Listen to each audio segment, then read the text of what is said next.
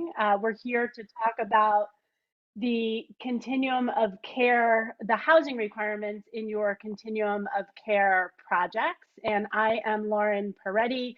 I am with Housing Innovations. I am joined this morning by my colleagues, Howard Birchman, who's going to be co-presenting with me today, and Shannon Quinn Sheeran, who's going to be providing some supports in the background for us today.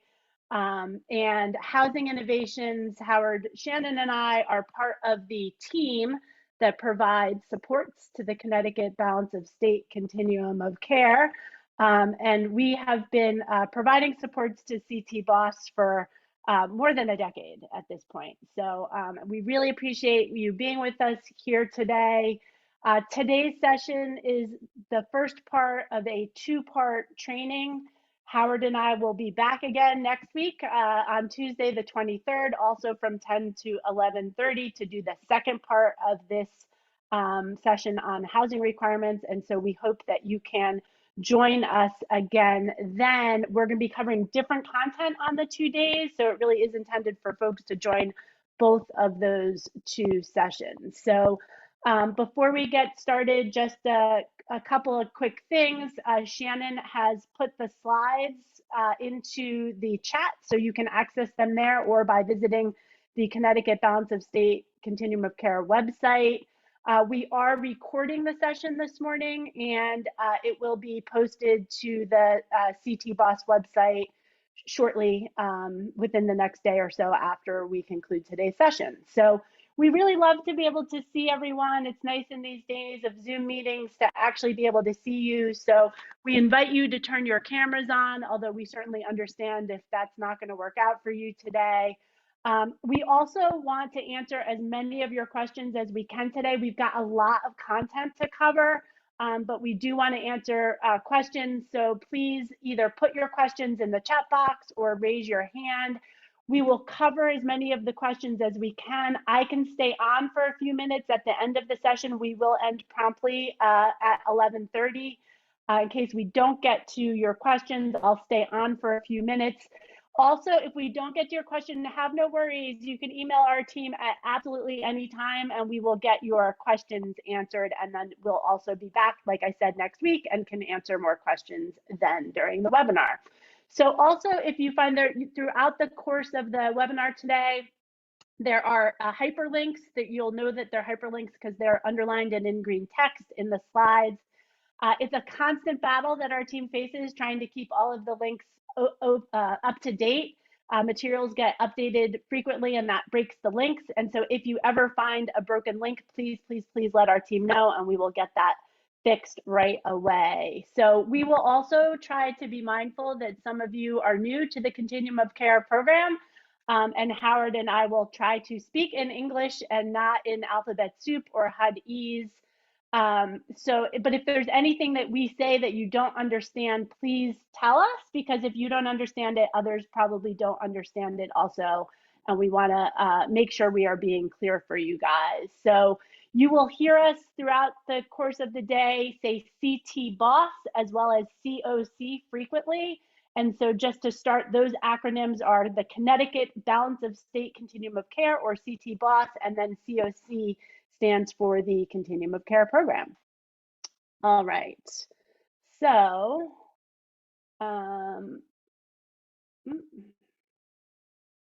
sorry, little technical difficulty with the slides here. So we love to be able, many of you guys, we've had the opportunity to meet many times before, and it's always good to see you, so welcome back.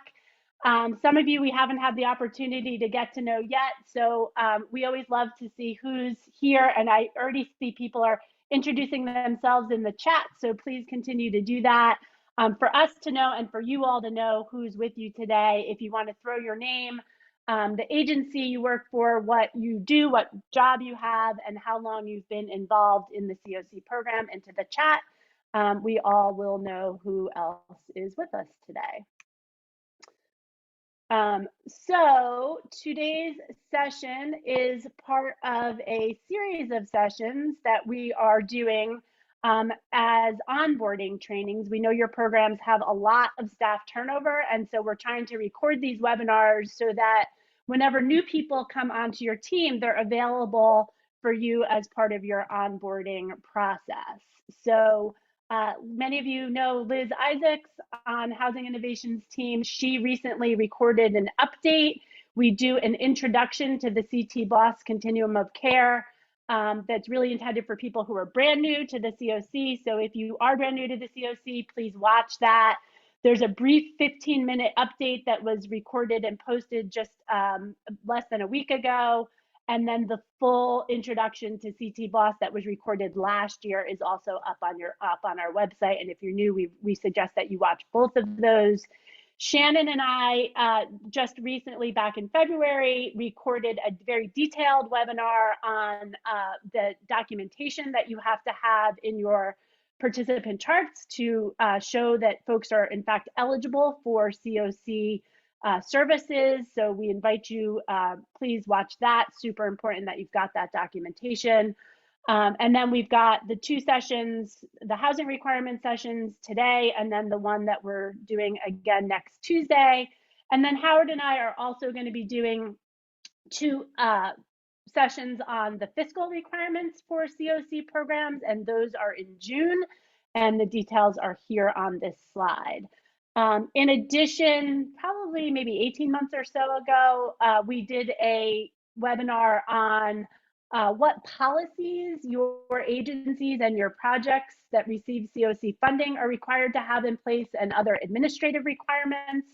And that session is also available at the link here on this slide. And then finally, the Connecticut Department of Mental Health and Addiction Services, or DMIS, does a whole series of trainings specifically for permanent supportive housing projects, and all of those trainings are also up on the CT BOSS website. And included there is an orientation for new case managers in permanent supportive housing, as well as a whole bunch of other content on service-related topics, things like service planning and needs assessments and motivational interviewing, et cetera. So if you're not familiar with that training series, please go to the CT BOSS website and check it out. I think you'll find a lot of content there that's going to be helpful to you.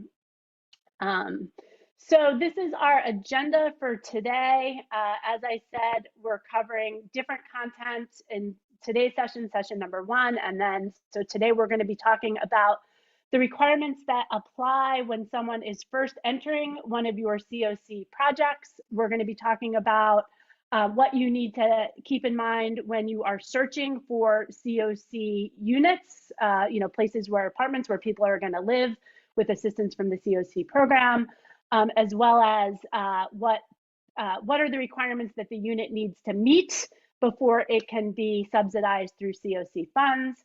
We're going to be talking about leasing and occupancy agreement requirements, and then we're going to close up talking about requirements related to the Violence Against Women Act, or VAWA. And then next week, we'll talk about income determinations and rent calculations. We'll talk about redeterminations, either 90 days for the rapid rehousing or annually for permanent supportive housing. We'll talk about the requirements that apply when someone is exiting your program.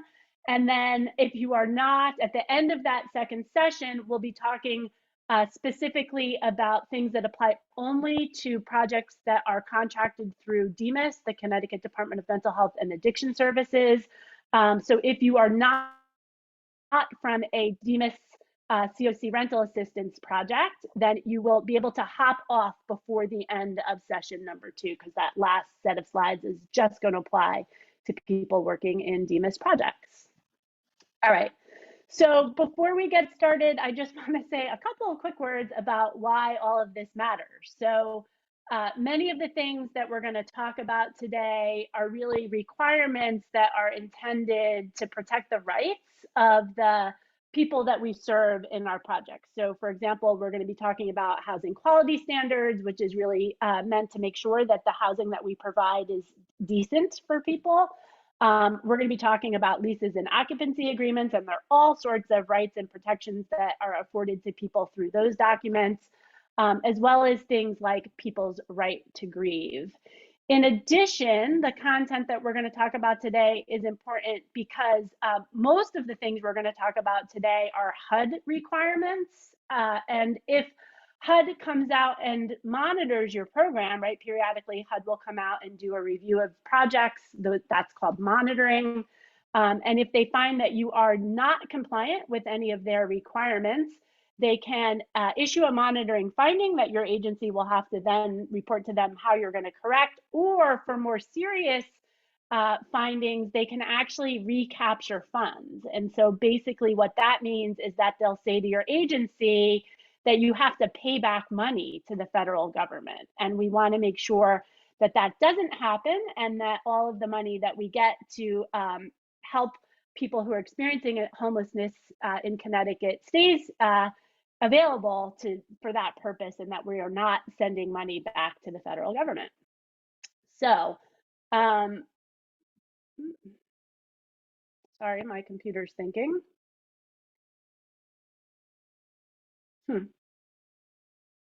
Whoops.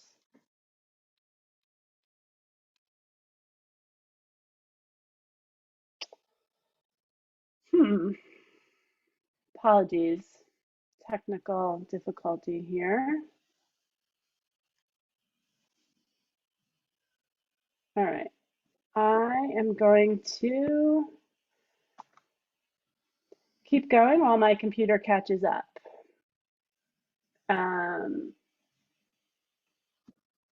The screen share just stopped. Is that correct? All right. Correct. So I'm going to try resharing the screen in a different format.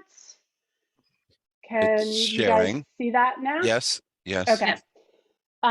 So we are not trying to scare you by talking about the fact that non-compliance in some cases can result in having to pay back funds. We're not trying to stress you out.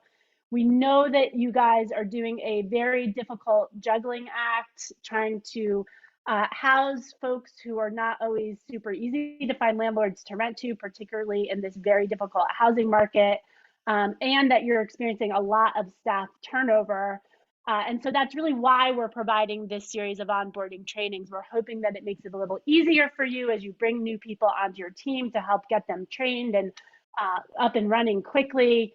And we know that the requirements for this program are really a lot, right? There are a lot of rules. The rules can be pretty complicated. And so that's really our job. That's what we're here for, to help support you and to make it easy for you to understand and follow the rules. So we really try our best to provide you with the most important information in a way that's easy for you to refer back to later, because it's too much for anybody to remember. You're not going to memorize all of the details that we're going to talk about today, and that's okay, because all of these webinars are posted on our website, and then we also have other resources that we're going to talk about today. And you can always look up the information on our website, as well as reach out, as I said before, to anyone on our team at any time, and we'll make sure we get your questions answered.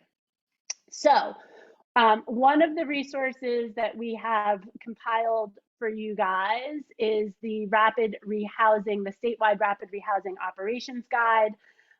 This document we developed in partnership with the folks over at the Connecticut Department of Housing, or DOH, and it really pulls together all of the requirements for rapid rehousing that's funded by DOH, by CT BOSS, or by the Opening Doors Fairfield County Continuum of Care into one place. So there's more detail in the operating guide than what we're going to be able to cover today. So if you work at a rapid rehousing project and you are not already familiar with the guide, please click on this link here on this slide and check it out. And this guide is always posted on the website as a resource for you. So we are always trying to make these tools more useful for you. So if you have a suggestion about things that you'd like to see, additional resources that you need, please let us know. There are two trainings that we did back when we first released the guide. One is just an overview of the requirements for the rapid rehousing program specifically. And then the second one that is here on this slide is a training specifically on the utility allowance and utility reimbursement requirements in rapid rehousing. So check those out if you haven't already seen them. And then similarly, we worked with our partners at DEMIS to develop a guide for permanent supportive housing projects back in 2019. And initially, this guide was really intended only for the DEMIS's continuum of care rental assistance projects, and it was very recently expanded to cover all of the permanent supportive housing projects in CT BOSS. So you'll see two links on this slide. The first one pertains only to the rental assistance projects if you're subcontracted through DEMIS. And then the second one, which has not yet been voted in by the steering committee, but we anticipate the steering committee will adopt these revisions coming up at the end of this month. And again, the second version of the guide here applies to all permanent supportive housing in the balance of state continuum of care, regardless of whether or not you are subcontracted by DEMIS. So assuming that the steering committee does adopt the revisions as we anticipate they will later this month, Shannon and I are going to be doing a webinar on the requirements for all of the PSH programs in CT BOSS, and the information on that is here. It's going to be on June 21st, and there's a link here that you can use to join that webinar. So in addition, our team partners with DOH and DEMIS to try and keep all of the different forms that are required for the PSH and the rapid rehousing projects in one place on our website. So all of those forms can be found on the resource pages of the CT BOSS website. And if you are a YHDP diversion and rapid exit project, those forms are maintained by CCEH, and you can reach out to Amber at CCEH to obtain those. But most of our programs are either PSH or rapid rehousing programs, and the Lauren, forms are, yep. Next slide, I think. Oh, thank you, Shannon. Thank you. Yeah. So the forms are linked here, and then very helpfully, our friends at DEMIS and DOH have also done these checklists for you. And these checklists tell you in every participant file, what are the documents that you need to have in this file. And there's one for DEMIS CoC rental assistance programs, and then there's one for rapid rehousing programs. So if you are not already using these, you should. They're really helpful. And then in addition, as I said, most of the projects in our portfolio are either DOH or subcontracted through either DOH or DEMIS, but there's some of you who are not. And if you are working at a project that is not subcontracted through either DOH or DEMIS, this resource is a checklist that shows you for your projects what are all the different forms that you need to make sure, the different documents that you need to make sure are in your participant charts.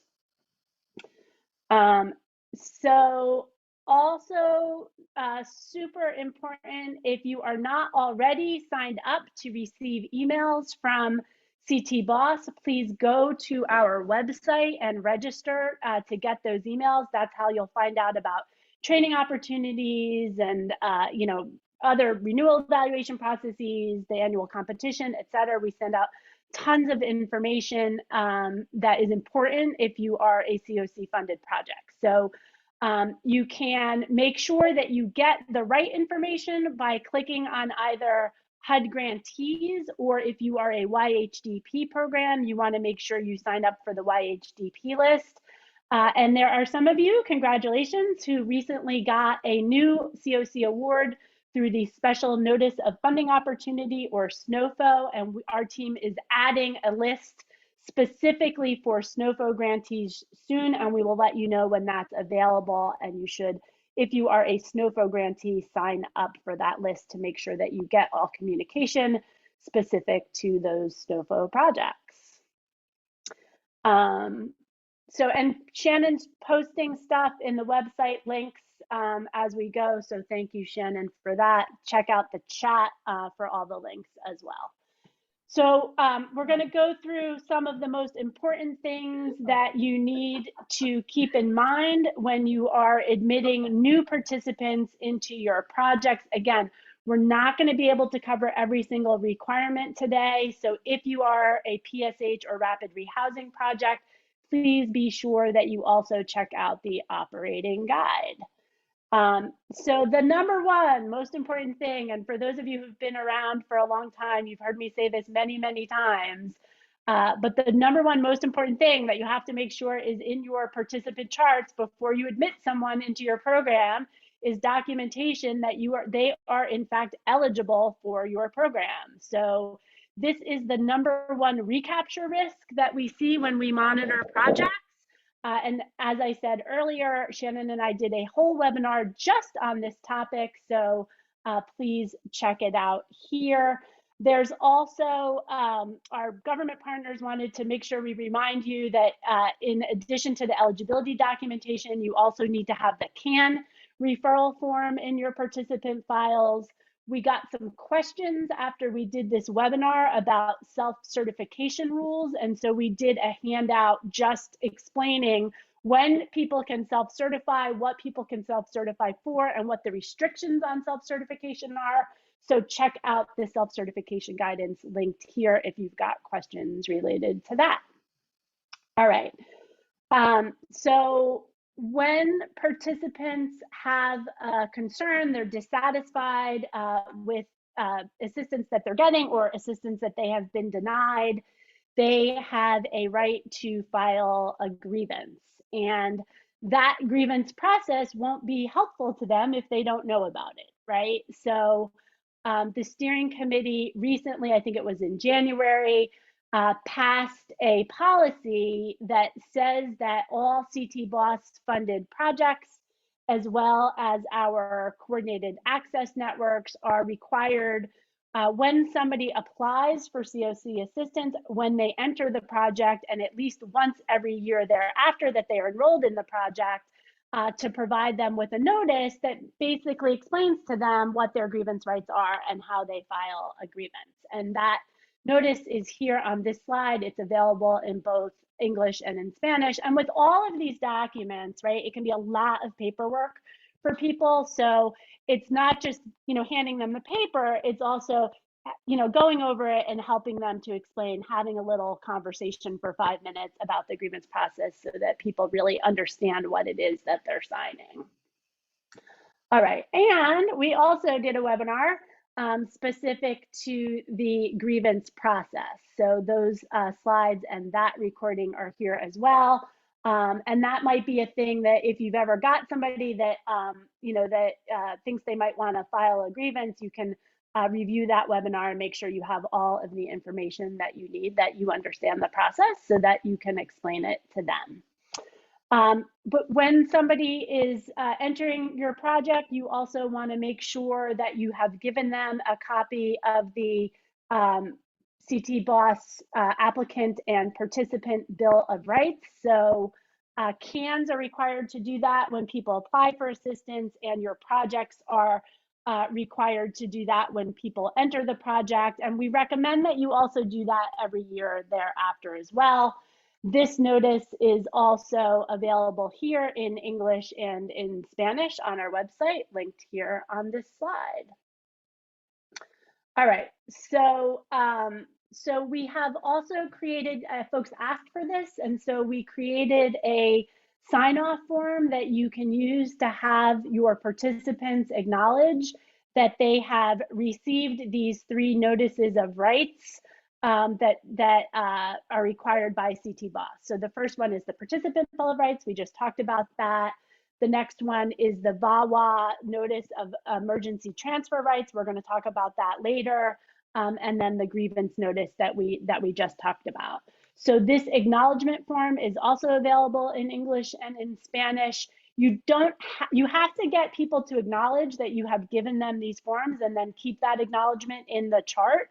You don't necessarily have to use this particular format. You can use any format you wish. Some agencies do this, for example, directly in their electronic health record.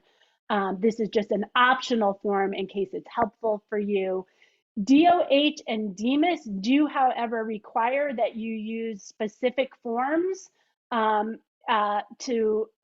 have participants sign off on having received various documents. And so those forms are linked here on this slide as well. All right, so we're gonna do a quick Zoom poll. I've been talking a bunch, wanna give you guys a break from that and launch a Zoom poll. I think Shannon's gonna get it up for us.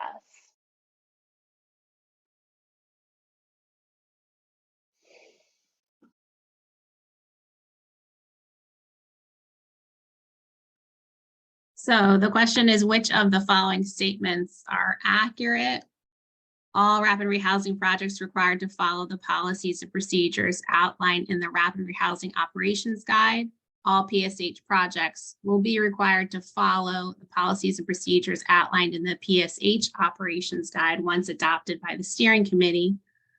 Only DOH and DEMIS recipients need to pay attention to the Operations Guide. To sign up for emails pertaining to my CoC project, I register at ctboss.org.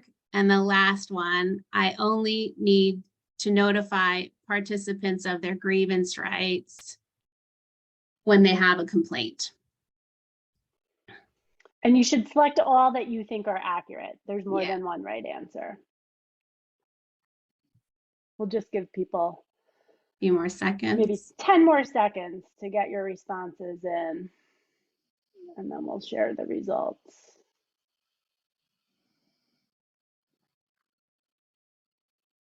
All right, 50%. I'm gonna end it and then. All right. So you guys did quite well on this poll. So the correct answers, the first two are accurate statements, right? So the operations guides contain information that is important for all CoC funded PSH and rapid rehousing. Please don't forget to sign up for emails on the CT Boss website. You do register yourself at the CT Boss URL that's here on this slide. And finally, you are required to notify participants of their grievance rights at project entry and at a minimum annually, not just when they tell you that they have a complaint about something. All right. I think you can stop sharing. All right, so now we are going to talk about the requirements that apply when you are helping someone to look for a housing unit to rent, and when you are approving that housing unit to get some sort of subsidy through the CoC program. So the first thing to keep in mind, and I think you guys all know this, right, that participants are not out there on their own, right, looking for their own unit in this very difficult housing market. Rather, the staff at your project are really responsible for working proactively to build relationships with landlords and provide as much assistance as necessary to help folks to locate a unit that's going to be suitable for the program and be able to be approved to get the subsidy. So as part of that process, it's really important for you to be having conversations with people about what their housing preferences are, right? Where they want to live, with whom they want to live, and what kind of neighborhood they want to live. What kind of unit do they want to live in? What do they, envision their home to look like? And there's a tool here on this slide that can help you to have those conversations with people and to have people sort of, right, they're not going to necessarily get everything that they want, but it's a tool to help them define which of the things are most important to them. It's also, if you are working in a rapid rehousing program, super important because that assistance is time limited, right? That as you are looking for a unit, you are clear with the participant about how much income are they feasibly going to be able to get in the near term to make sure that when the assistance ends, that unit remains affordable to them without help paying the rent. So Another critical thing that you need to be aware of when you're looking for a unit is that that unit is going to have to pass, if you are using rental assistance or leasing dollars, right? That unit is going to have to pass housing quality standards. So the link to the HQS, the form that you use to document that you have done an HQS inspection, is here on this slide.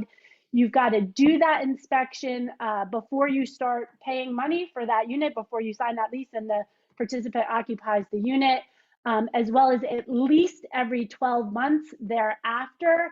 And anytime when there, something happens in the unit that you're aware of that would result in it failing inspection, you should go out and reinspect and suspend payments until the unit meets the standards. So it's not like you can only do that once a year. You can do that whenever you have concerns that the landlord is not meeting their obligations.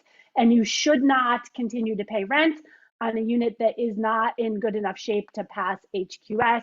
You can suspend rent temporarily and then resume rent and pay the retroactive rent, once the landlord gets the unit back up to HQS standards. So there is no specific requirement that HUD has about training or, who is certified to do an HQS inspection. Anyone on your team can do that.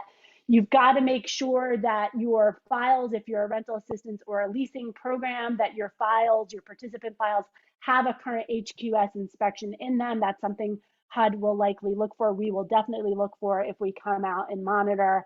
And the costs associated with doing that inspection are billed to either the rental assistance or the leasing budget line item in your budget. So you see here this first document. So HUD has provided this guidance about, what are the kinds of issues that would cause a unit to fail inspection. So you can check that out if for more information on that. You want to make sure that you've got that HQS form in your files and that it's dated, right? Because that's what shows that the inspection happened in the past year. Sometimes we see forms that are not dated. And you also want to make sure that the unit that's listed on that form matches the unit that's listed on the lease, because that's how you document that you have, in fact, inspected the correct unit. Also on this HQS form is the place where you document that you have conducted the required lead-based paint visual inspection, which we're going to talk about in a minute.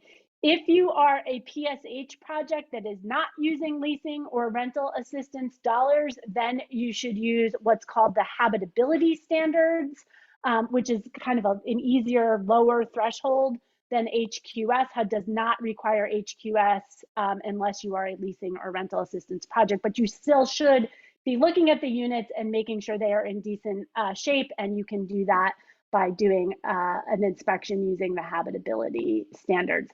HUD is going to be changing the way that they do this all, so they are moving away from HQS and towards this new thing called Inspire. They are saying that they're going to implement that maybe as soon as fall of 2023, but we're not sure we believe them. That seems very quick for them to get this whole new thing up and running, but we will keep you posted on that. So another important reason to make sure you register for CT Boss emails is so that when this all changes, you get notification of that. Lauren, all right. There's a question in the chat. Yep. What is it? Realistically, for those with incomes of $850, to rent a room leaves them with zero income. How do we overcome this before they end up on the streets again?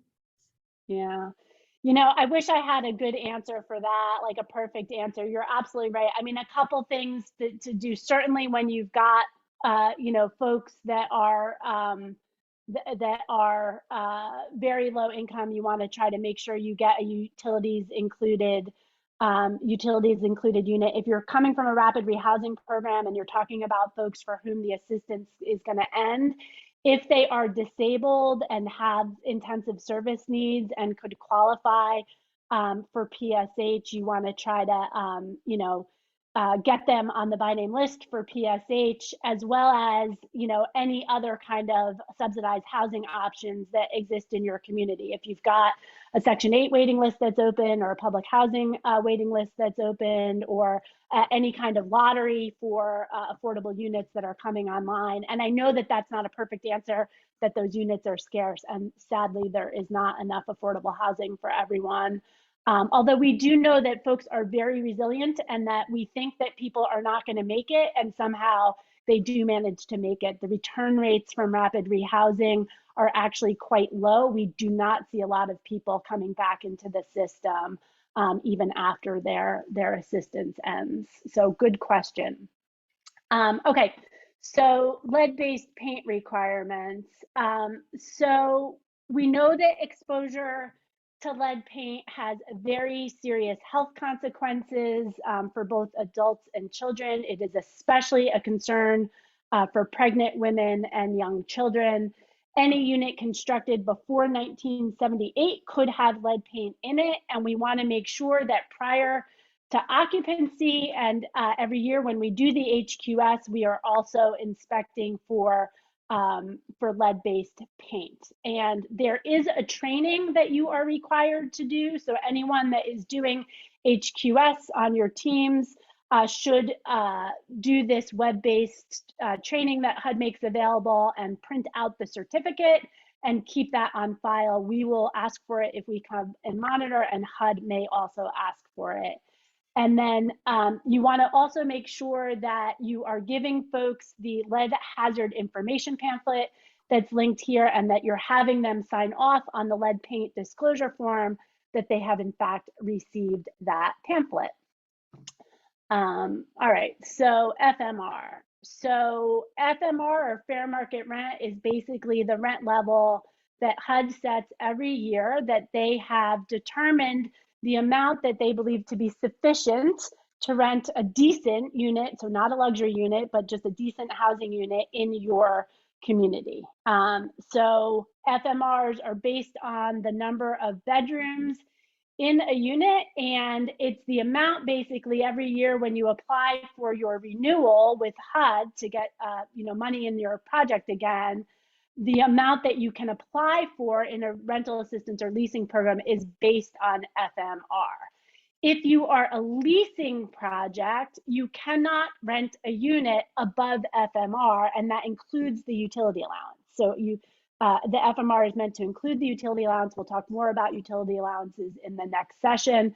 And FMR is the cap that you can rent at if you are a leasing project. If you are a rental assistance project, right, your cap is going to be what's called rent reasonableness. And so regardless of whether you're rental assistance or leasing, right, you've got to do a rent reasonableness determination for all of your units. And that's basically where you look at your unit against 3 comparable units. So comparable in terms of the size of the unit, in terms of where the unit's located, and in terms of the kinds of amenities that are in the unit. And you document that the unit that you are assisting rents at the same amount or less than the 3 comparable units. So if you are a leasing project, I said already, you can't rent above FMR. You also cannot rent above rent reasonableness. So the rent has to be below both FMR and rent reasonableness.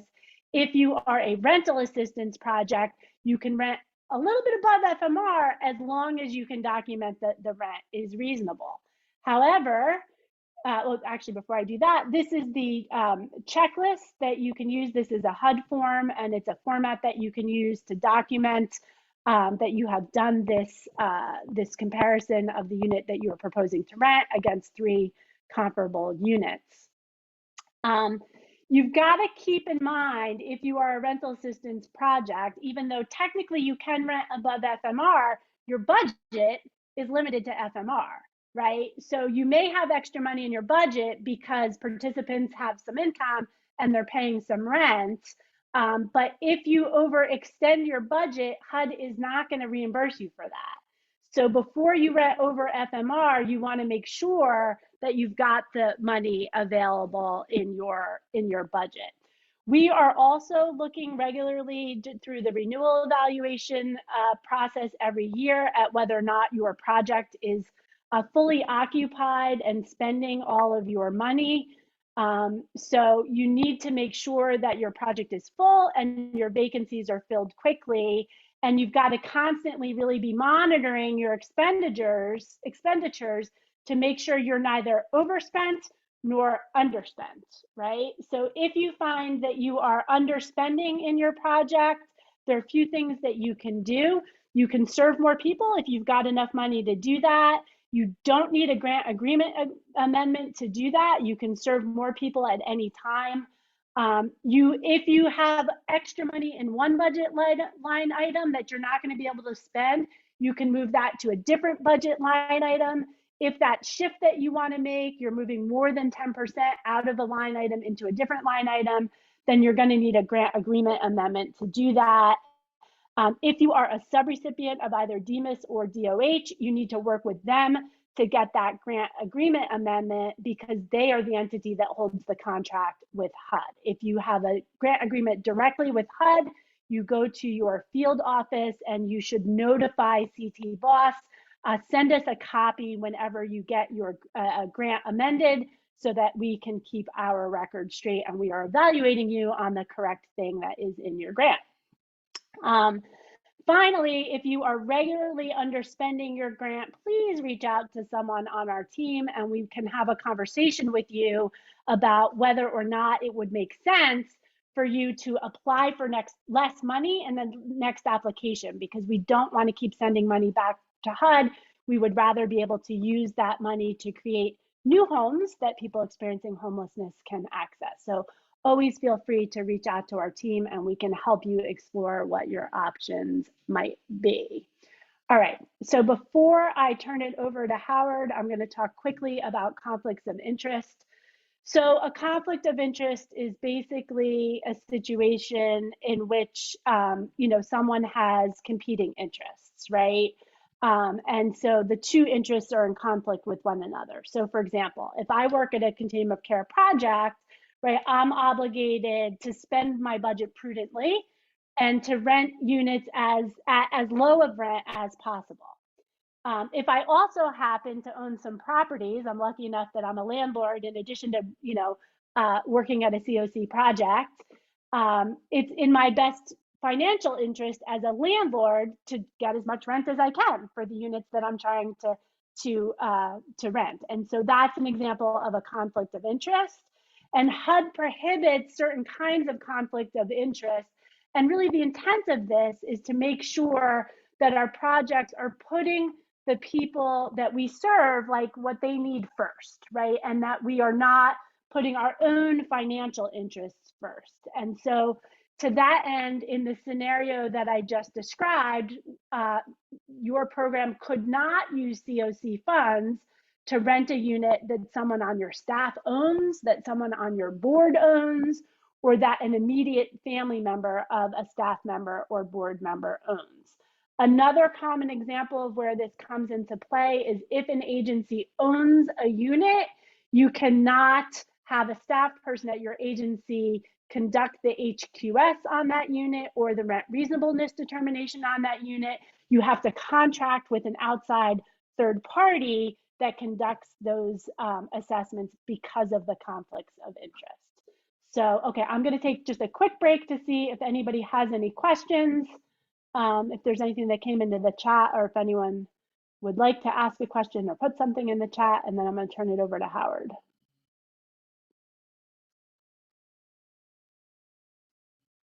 All right.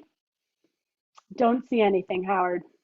Okay, then. Good morning, everybody. Happy middle of the May. I'm going to pick it up here, and I'm primarily going to be talking about two themes during what I'm talking about today. The first one, as you can see on the slide here, is the environmental review process, and the other major area that I'm going to be talking about is the protections that are provided to our participants under the Violence Against Women's Act, which was reauthorized in 2022.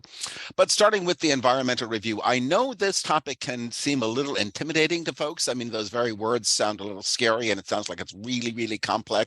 So I want to assure you that overwhelmingly, for most projects that we're working with, the environmental review is a very, very simple process, and we'll walk you through the simple steps that need to be completed. Now, we've got some good news and bad news. The good news is environmental reviews are generally good for a 5-year period of time. That's really good news. Once you've done it, you can basically not have to worry about it for the 5-year period of time. The bad news is we generally did the environmental reviews back in 2018, which if you add up 5 years means that they are actually due right about this time. So a lot of projects will indeed have to renew your environmental reviews, but don't get worried about that. For the most part, as I said, it's going to be a simple process. If what you are doing is allowing your participants to have basically free choice in selecting their units, assisted choice, where you're giving people assistance in locating their units, but if people are making a decision and actively choosing their rental units, which is what happens when we're using tenant-based rental assistance, it can also happen when we're using the leasing assistance line, provided if we're using leasing, it's not the program that is choosing the units, it is the participants themselves that are choosing the units. So as long as we have got a situation where the participant is choosing the units either through tenant-based rental assistance or through leasing where they choose the units, the level of environmental review is extremely, extremely low. We're really only looking at a couple of factors that I'll walk you through. If you have a situation where basically the choice has been limited, where either we're talking about project-based rental assistance or sponsor-based rental assistance, which means the choice of what the unit is has been made by the grantee or the project sponsor.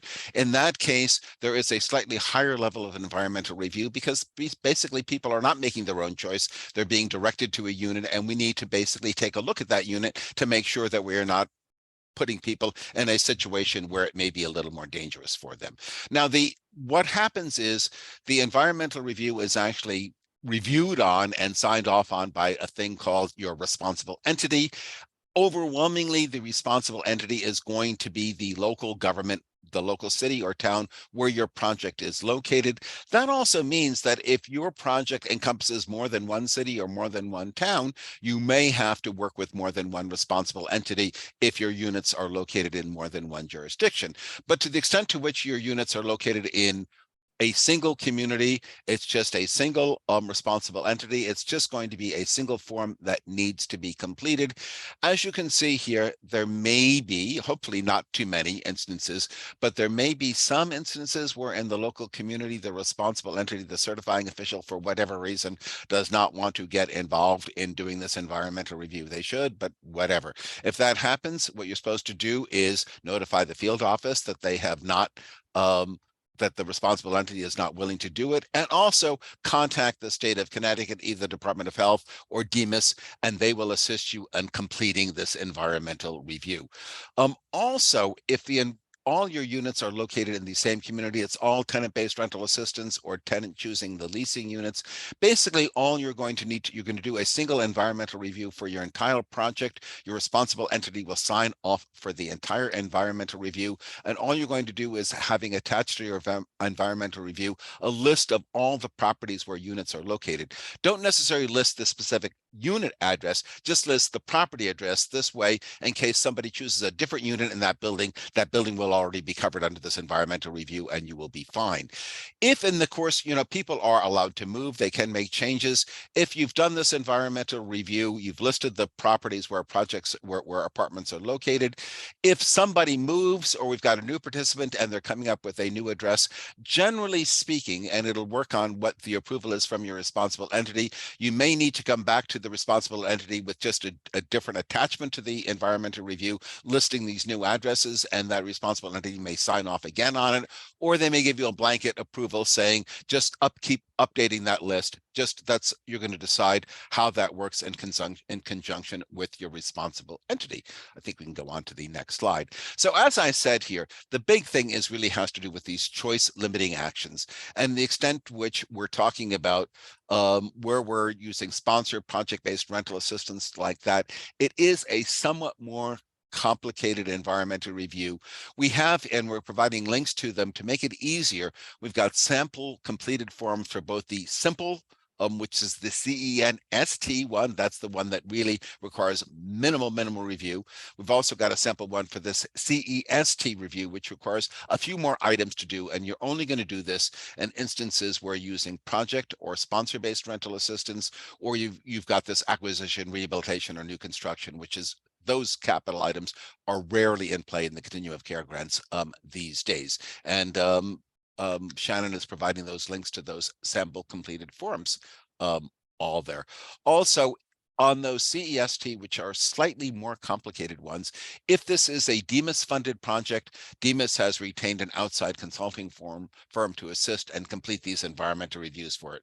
So you don't need to worry about those if it is a DEMIS project as well. Okay, the next slide. So what we talked about, these actions where basically the participant has full choice, so we don't have to do as rigorous an environmental review, are these called these non-choice limiting actions. And it includes the tenant-based rental assistance. It includes the leasing assistant if they're choosing it. It's conducted, as I said, on the entire project, not on specific units. And just use that sample completed form as a guide. There really are, after you answer the basic questions about the project, there really are only 3 issues that you need to discuss. And let us continue on. So here are the 3 things that you're going to need to, even though you're the CENST, which means you're basically an exempt project, you need to address these things. Now, there is this airport runway clear zones. So if you're anywhere near an airport, this might apply. However, if all you're doing is providing rental assistance or leasing assistance where the person has chosen it, you can use those units that are in those areas. You basically need to just make a statement saying this project is simply using rental assistance and therefore that is not a factor in it. There is one factor that could actually serve to exclude units, has to do with these coastal barrier resource areas. Now, the fact of the matter is there are only 3 counties within the state of Connecticut that are in the coastal barriers areas. And those 3 counties are, why don't I have it in my notes here? It is New Haven, it is Middlesex, and it is, what's the third one? I think it's Fairfield, New Haven and Middlesex? New London. New and, London. New Haven. Yeah, I don't think Middlesex. Maybe. Okay, there we go. We're being nice and clear. Here it is, New Haven, Middlesex, and New London. All right, I got them further than most. So if you're located in a county other than New Haven, Middlesex, or New London, basically you do not have any coastal barrier resources. You can lease units in there. If you're in one of those counties, New Haven, Middlesex, or New London, you're going to have to do a look at one of these maps, and you're going to have to show, and you have to show on these maps that you are not leasing or renting units that are in those coastal barrier resource areas. That is the one prohibition. With respect, and then the last thing you need to do is look on those flood insurance maps. If your project is located in what they consider to be one of those 100-year floodplains, which is really an impact area, generally it is recommended that the owners in that situation purchase and have flood insurance in effect. However, even if the owner does not do that, that does not prohibit you from leasing those units in areas that are where flood insurance is required. You just need to provide a statement as going to be indicated in those sample CENST forms that will indicate that the owner has elected not to purchase flood insurance. We understand that it is advised for them, but we're still allowed to rent those units. So basically, there are only 3 things that you need to consider for any tenant-based rental assistance or tenant-based leasing. And the only one that would potentially knock a unit out of consideration is only in 3 counties in the state, and only if the projects are within those zones in those 3 counties. Other than that, you should be able to lease properties pretty much everywhere in Connecticut. Okay, next slide, please. All right, so the environmental review for Hold on just a second. So the environmental review for the Department of Health, again, Department of Housing rather, they're going to maintain the principal documentation. As I said, it's only in those areas on the CPRS map where you're going to run into some limitations on the use of those units. Just make sure you want to attach a copy of that map showing that your units are out of those coastal barrier areas before you lease or rent them. Next slide, please. I think we now have a poll. Okay. So Shannon, you want to take us away on our poll here, or you want to launch our poll? These are also true or false. You can answer true or false to all of these questions. The first question is, you do not need to worry about rent reasonableness if the rent is below the fair market rent. Is that true or is that false? Second question is, to be considered comparable, a unit must be located in a place that is comparable to the assisted unit, comparable in size to the assisted unit, comparable in quality and comparable amenities. True or false? Next question that we have on this list here is, the project needs a new environmental review whenever there is a grant agreement amendment. That's a true or false question. Finally, dogs have owners, cats have staff. I don't know what that is all about. I think that's absolute propaganda. I cohabitate with my dogs, and if anything, I am their staff. All right, so a little over 30% have participated, so I'm going to give you a few more seconds. 45%. All right, I'm going to go ahead and end and then share.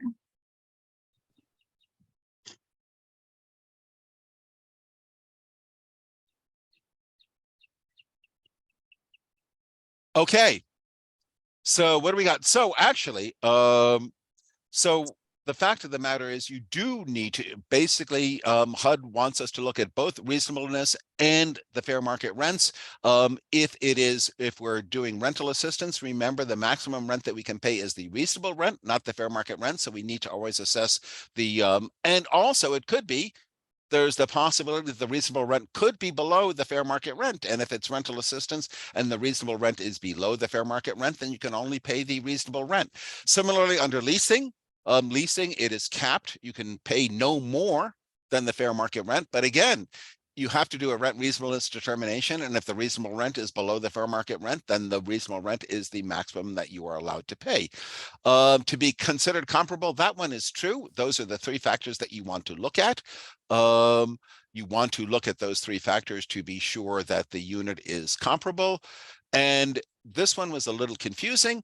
You don't need a new environmental review whenever there is a grant agreement amendment. You need a new environmental review at least every 5 years, or depending on if you're adding additional units that were not included, you do need to update that environmental review. It'll be the responsible official.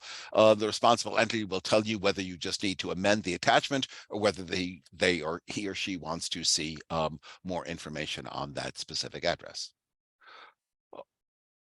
Okie dokie. Let's keep going then. We're going to talk a little about leasing and occupancy agreements because this is a lease-based program. And so there is an expectation that we have leases or occupancy agreements in effect for everybody who is being assisted in the continual care program. Next slide, please.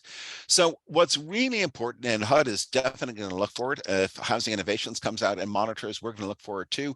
There should be everybody who's getting assistance, rental assistance, assistance under leasing. There must be a copy of the lease in the program's file, in the participants' files. That will tell us to whom, I mean, there's a lot of reasons why that lease is there. It's going to tell us to whom our rent check should be paid on a monthly basis. This way we can reconcile the payments that are going out to what the lease agreement is to make sure that we're paying the right amounts on the lease.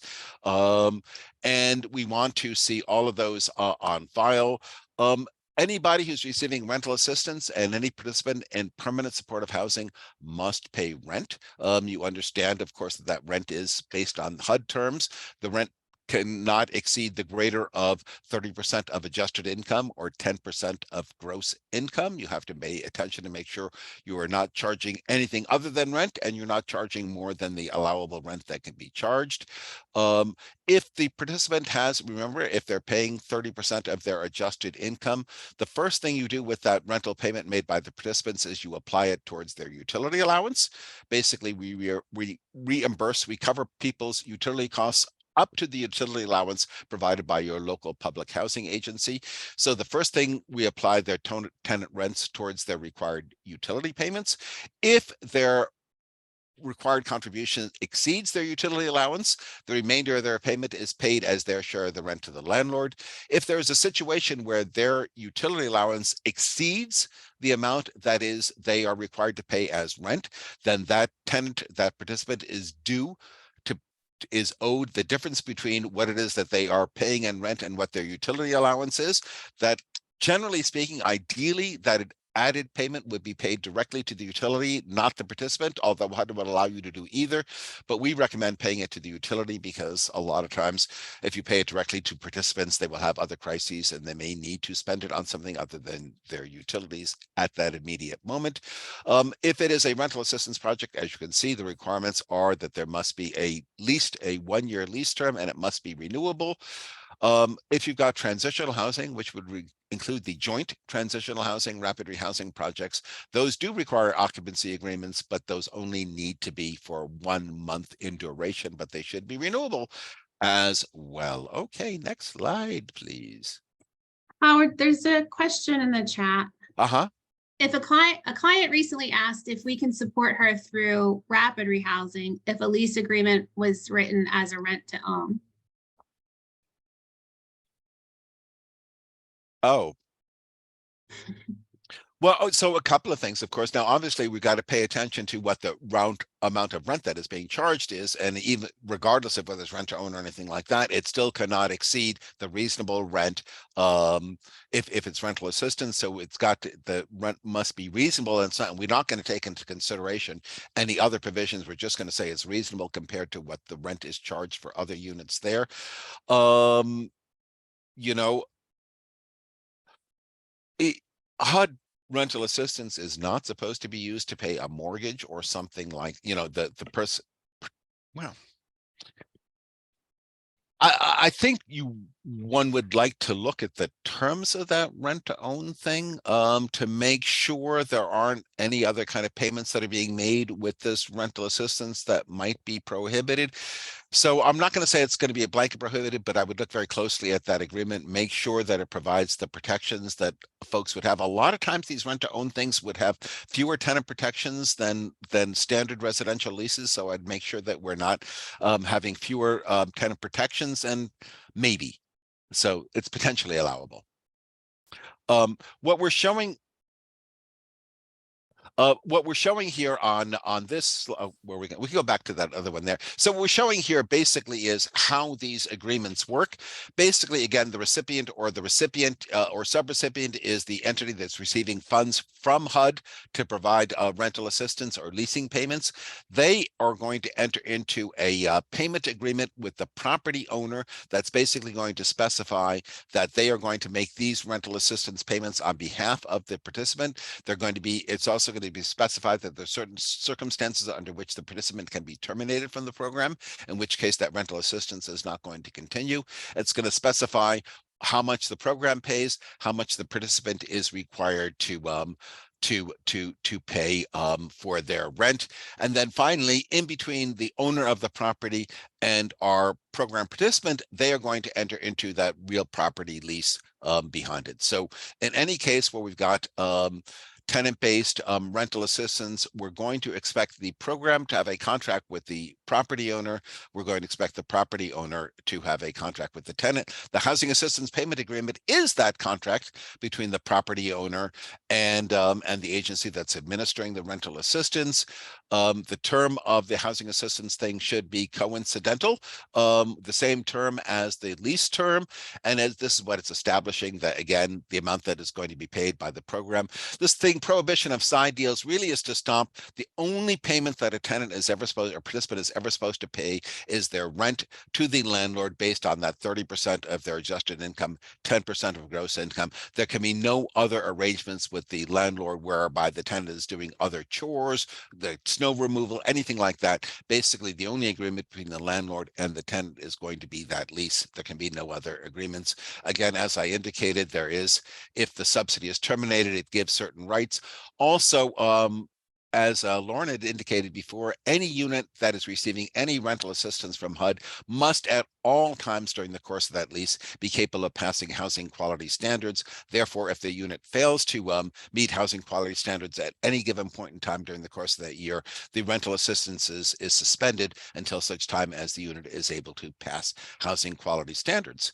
And also, finally, the housing assistance payment agreement will talk about what is done with the security deposit, who it is returned to, and what are the circumstances under which it is returned. If it is rapid rehousing, there is also a rapid rehousing rental assistance agreement, which you can achieve through this link. And next slide, please. Okay, so again, here are the leasing agreements when we're talking about using the leasing budget line agreement. So basically, again, the HUD grantee, who is the recipient or the sub-recipient, is going to enter into the lease with the owner of the unit. In this case, the lease is not signed by the participant, it is signed by the program. Then the program in turn signs either a sublease or an occupancy agreement with the program participant. But in leasing, the direct lease is between the program and the unit owner, not between the participant and the unit owner. Next slide, please. So consistent, in the housing choice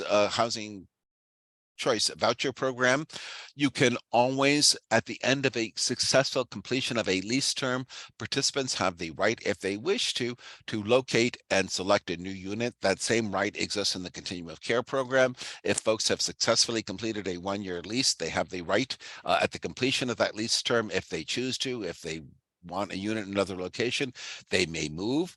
That move, obviously the new unit has got to continue to meet housing quality standards. The rent must continue to be reasonable. They have to remain in your service area in order to continue to receive that assistance. The only exception for that is if they are a survivor of domestic violence and for safety reasons need to be located either in a different community or even outside the boundaries of the Connecticut Balanced Estate. All of those things can happen to provide safety to survivors of domestic violence. If folks need a new security deposit for this move, they are allowed to ask the program for a new security deposit. If it is a DMAS project, they need to complete this change order form, which you can access through this link here. And if it's rapid rehousing project, the fiduciary agency is going to tell them what their procedures are for moving to new units.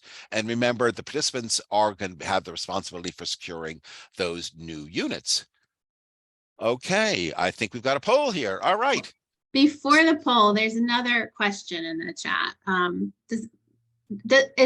Is a landlord able to require the tenant to remove snow from the property or not? Well, no. Is a landlord required? Is a landlord allowed to require a tenant to remove snow? Is that? That's no. I think generally speaking, that is the responsibility of the property owner. That sounds like one of those side agreements that that I kind of referenced before, where they're providing additional chores to the to the participant. I mean, so that's no, they cannot require that. Okay. All right. The poll now. Here we go. Okay, which of the following types of continual care projects require that participants have a signed lease or occupancy agreement? Select everything that applies. Do you need a signed lease or occupancy agreement for permanent supportive housing? Do you need it for transitional housing? Do you need it for rapid rehousing? Do you need it for YHDP crisis housing? That's one question. We have lots of questions in our polls here. Next question is, projects that use the CoC leasing budget line can opt either to sublease units to project participants or have project participants sign leases directly with the property owner. That is a true or false question. So if you're using leasing, can the participants sign leases directly with the property owner? And then finally, participants who wish to move to a different unit are required to find their own security deposit. That is a true or false question as well. We'll give you a couple of minutes to respond to these 3 different questions. They are all true or false, which means they have to be either or.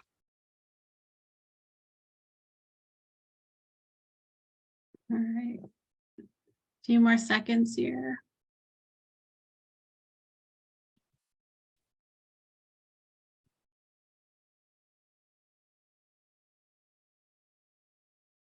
All right, I'm going to go ahead and end and share the results. Okay. So what do we have here? Everybody almost everyone says that leases are required for permanent supportive housing. They are considered, leases are required for permanent supportive housing. It is a 1-month occupancy agreement, minimally required for transitional housing. Rapid housing requires a lease. YHTP crisis housing does not require a lease. That would be the one exception to the lease requirement. YHD, it's transitional housing, Howard and CT Boss, so they require an occupancy agreement. Oh, but YHTP YHTP crisis housing is, require, you see? is You an see? occupancy agreement. Requires an occupancy agreement. There you go. Thank you. Projects that use the leasing budget line can opt either to sublease units or have participants sign the leases directly with the property owner. No, if it is leasing, it is a requirement that the lease be between the recipient or the subrecipient and the property owner. Then the recipient or subrecipient can either enter into an occupancy agreement or a sublease with the participant. So that question would have been false. And then finally, participants who wish to move to a different unit are required to find their own security deposit. No, as we indicated, we can provide an additional security deposit for those participants who are moving to another unit. I think, Shannon, there was a question about this as well. Yeah, I saw one come through. What happens if a project doesn't have funds for security deposit? Well, you can't pay what you can't pay. So you might not be able to issue that. We, generally speaking, rental assistance projects, because of they're budgeted at 100% of the fair market rent, and generally speaking, participants are paying some amount of rent out of their own pocket. Generally speaking, those projects tend to have funds in the rental assistance line to pay for things like security deposits. So generally speaking, you should have some funds accumulated to pay for that. But again, HUD is not going to increase the size of your grant in order to provide additional security deposits. So if you literally have no money, then you will run out of resources.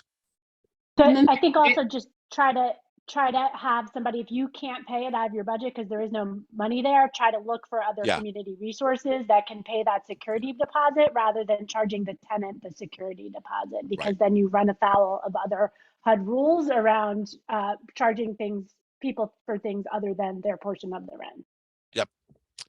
Okay, let's move on to our next slide, where we're going to be talking about the Violence Against Women Act. Now, one thing we want to make very clear here, I think we say this all the time, the Violence Against Women Act really applies to any human being who may be subject to either a lack of safety or trauma related to domestic abuse, violence, stalking, all those other things. As stated in this slide, VAWA and the CoC program, people have the right to housing without fear of violence. Providing housing protections increases safe housing in the community. Safe housing reduces the risk of homelessness. All of these things are really important. Victimizers can ruin the credit, housing history, everything of their victims. We really want to protect people from these things. The Violence Against Women's Act really seeks to protect people against further harm. People are eligible for this assistance if they are traumatized, have a lack of safety, or are concerned about the safety of their children as well. They are entitled to the protections of the Violence Against Women's Act. Next slide, please. Howard, is there time for more questions on security deposit? There's a few more questions in the chat. Okay. How many times will a client be eligible for security deposit assistance if they're moving from unit to unit? Well, we have indicated that, basically folks have to successfully complete a lease term before we're going to allow them to move to another unit. So it cannot be more frequently than annually, certainly. I think it's Not that common if people have a unit and want to move every year. But I mean, if you do have a participant who really has a need or desire to move on an annual basis, provided you have the resources, they could come back annually for that security deposit. But I don't Okay. think that's usually going to be the case. And then Lisa Callahan, I think she provided a resource for people to look for help with security deposit if needed. And then another question is having a tenant pay their own security deposit a HUD violation. Were you going to say something, Lauren? I see you. I was going to say yes, Howard, because you can't charge people for anything other than the rent calculated in accordance with the HUD guidelines. So requiring them to pay their own security deposit, we have said before, I think in monitoring, is a disallowed program fee. And I think we've got that in writing from HUD. I would have to double check that. Great. Okay. Okay. There's a request, Lauren. Are you able to close that reminder thing in the reminder box? Oh, sorry. Yes. About Randy. All right, thanks. Okay. I think there was another question too about who does the security deposit get returned to? And that really depends upon what kind of program you are. So I think double check the operations guides. Off the top of my head, I want to say, and if folks from DEMIS or DOH are on and want to correct me, I want to say that in the DEMIS projects, that security deposit is supposed to be returned to a contact at DEMIS, and the details for that are in the operations guide. And I believe in the rapid rehousing project, the DOH allows the security deposit to get returned to the tenant so that they can, have those funds and use them to help them be stably housed moving forward.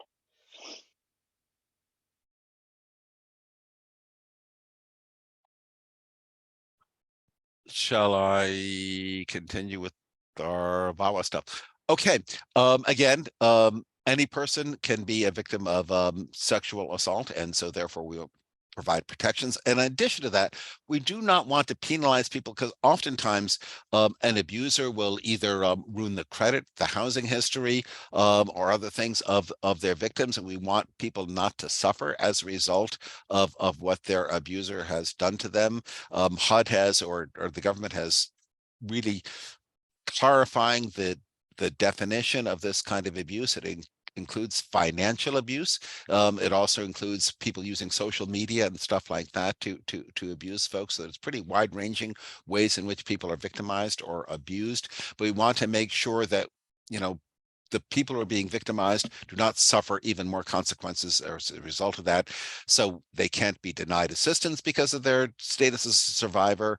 And again, all these factors that could be related to their victimization should not be grounds for either denying them or evicting people from housing once they are housed. Next slide, please.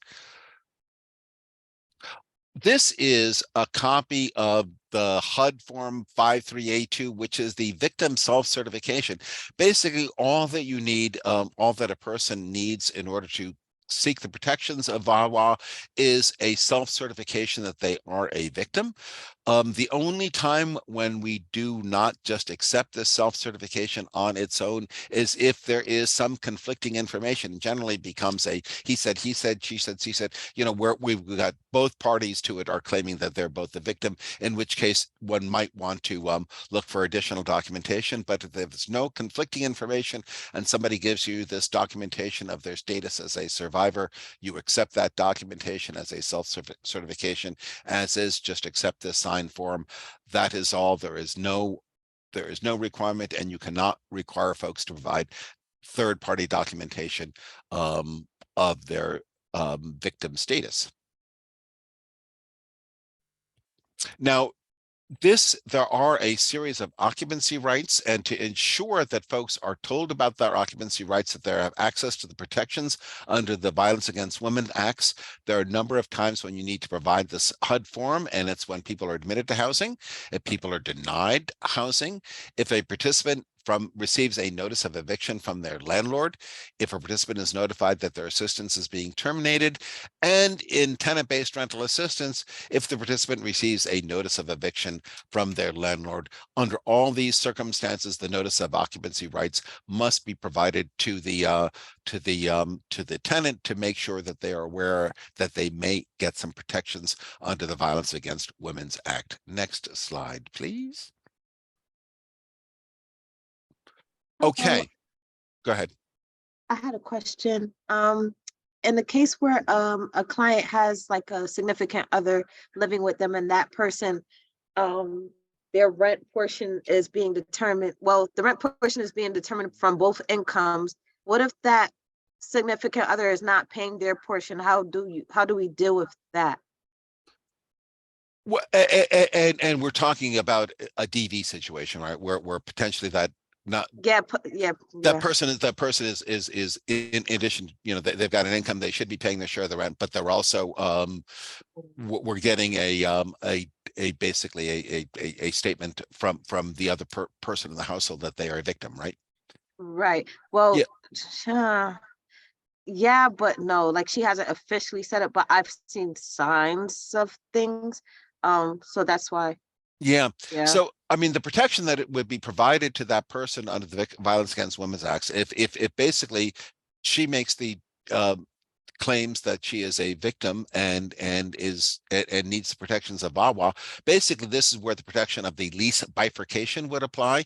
Basically, there is a requirement, and we're getting to it, but basically there has to be an addendum provided to each lease that provides tenancy protections to folks under the Violence Against Women Act. And one of the protections under that lease addendum is the so-called bifurcation of the lease. So basically, we could have a situation where you're describing, if that other person is an abuser, that person who is abusing the lease can be bifurcated, meaning that one person can be evicted from the unit.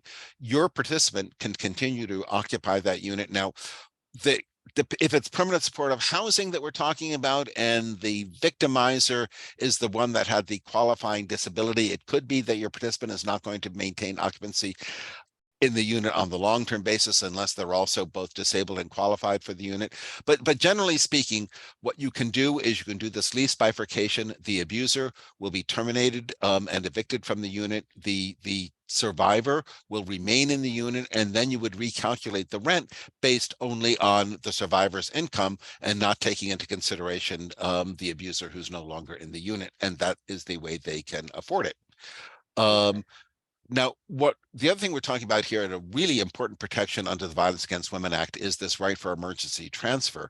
So if someone feels that in their CoC assisted unit that they are not safe, that means they are threatened with imminent harm, or there was a case of sexual assault that occurred on premises within the past 90 days. If people feel that they're at imminent risk or there was a recent sexual assault, then they would qualify to request an emergency transfer.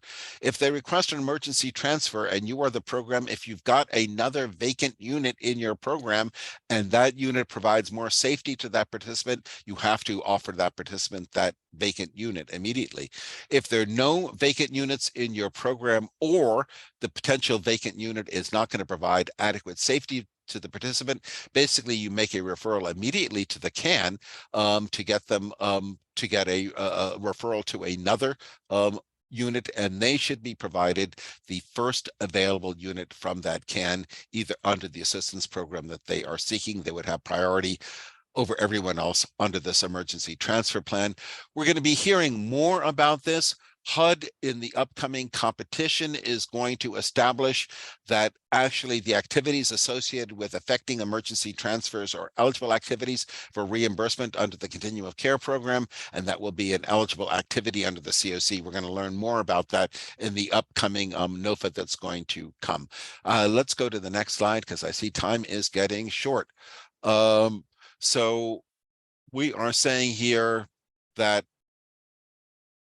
the emergency transfer is a key right to all participants, and they need to be provided again at all these times, giving them the information on when it is they can request an emergency transfer and what the process is in order to get that emergency transfer. This is something that folks have to explicitly request in order to receive, so they really need to be informed of that right at the outset of their participation in the program. Next slide, please. So I mentioned this before. This is every participant in the program should have, not what we said earlier in the program, they need to have their lease on file, but their lease on file should also have this required lease addendum. So basically, again, it'll allow the lease to be broken without penalty if the tenant qualifies for an emergency transfer. And again, it'll establish the fact that they have a right to housing. You cannot be denied housing by virtue of being a survivor.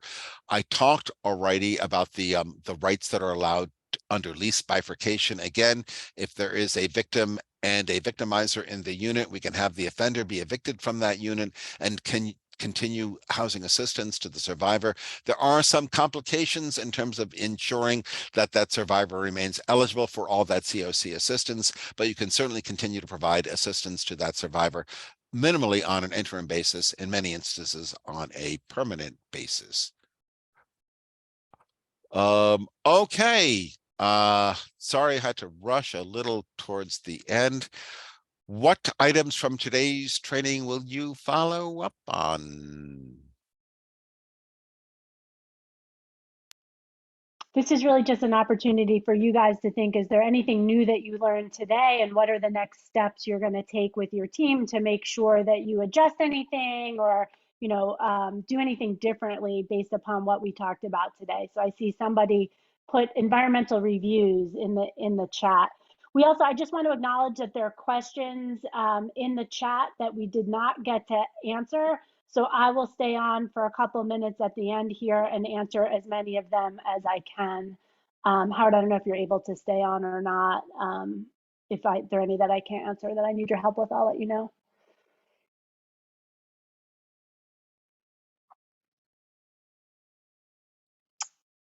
So someone else echoing the environmental review thing as a follow-up item.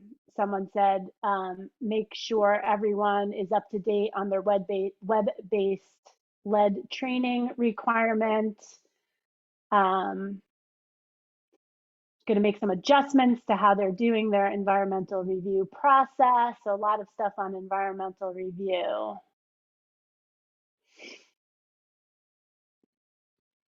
All right, I think we are at our end here.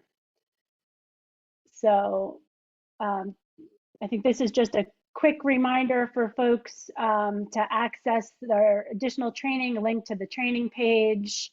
As I said, I'll stay on for any questions. And then this is our contact information. So if you didn't get your questions answered today, please feel free to email Howard or I, or send an email to the General CT Boss website, and we will get that answered for you as quickly as we can. And we appreciate you guys and all that you are doing to help people experiencing homelessness in Connecticut to get housing and to stay housed. And we hope that you'll join us next week. We'll see you next Tuesday.